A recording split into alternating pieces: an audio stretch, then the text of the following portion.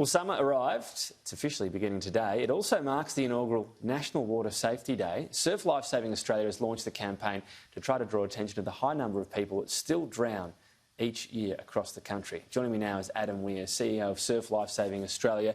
Thanks for your time. The last season, 248 drownings. We hear probably a lot more about the road toll commensurate to drownings. You're trying to get this in the headlines a bit more.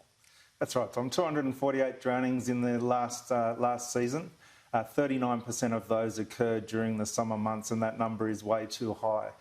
So we're really grateful for the bipartisan support of our parliamentary friends of Surf Life Saving to get the inaugural National Water Safety Day moved yesterday in the Federation Chamber, and happy to be here to launch it today with our parliamentary friends of Surf Life Saving. We've got an event around lunchtime in the Mural Hall in Parliament House.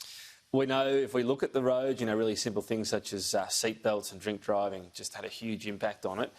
What about in your area? I mean, you've helpfully worn that tie, reminding us to swim between the flags, presumably. Is that still a big issue?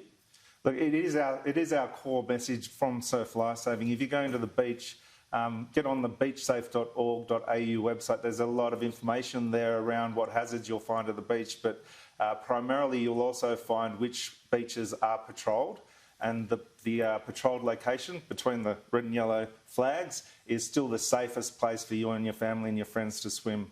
But there are some really simple messages for people to remember when they're in and around water, and that's both coastal and rivers, lakes and dams inland. And one of the most important things is don't swim alone. Look after your mates, look after your family. Christmas and summer is a time to enjoy the outdoors and enjoy the water. We're Australians, we love the coastline, we love the water, but we want you to do it safely, and that's why we're so proud to have the inaugural National Water Safety Day here to remind everyone. Some of our beaches get pretty packed. I think I've certainly had a moment where you look at the area between the flags, you think, oh, that's pretty busy, I might just pop 10 metres over there, they'll still see me, I'm a decent swimmer. Is that a big issue? I guess it stretches resources, and often these borders are there for a reason. It might be 10, 20, 30 metres where the rip begins, for example. Yeah, good point, Tom.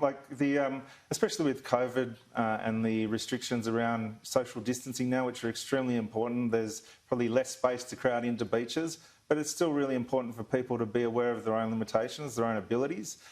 So if you think you know how to spot a rip, 3 out of 4 Australians can't who think they can. So again, do some research, learn how to spot and identify a rip, and learn what to do if you get stuck in one. Most importantly, if you do find yourself in a rip, stay calm, don't panic.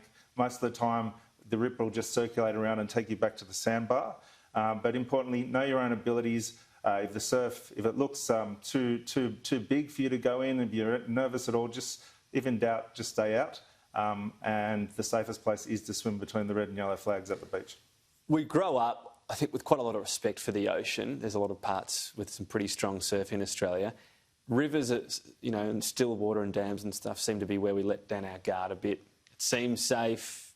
People might have a few drinks, might not watch their children quite as closely. That's where a lot of tragedies occur as well.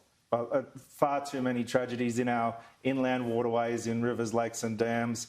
The surface may look quite inviting, but you don't know what's under the surface. So again, it's that question of knowing your own abilities and just stopping before you go in the water, whether you're at the beach or you're at inland water. Stop, have a look around, see what hazards are there before you actually dive in head first, and look after your mates.